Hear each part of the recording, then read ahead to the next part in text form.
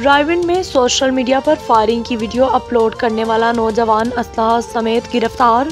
Raiwind police ने मुलजिम के खिलाफ एफआईआर दर्ज करके कानूनी कार्रवाई शुरू कर दी।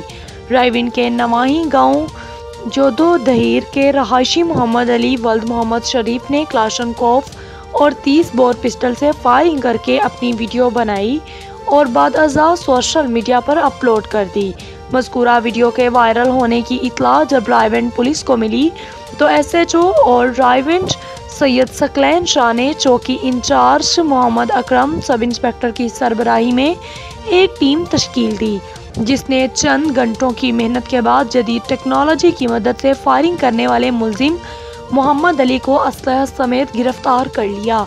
रायविंड पुलिस ने मुलजिम के खिलाफ मुकदमा दर्ज करके तफ्तीश शुरू कर दी।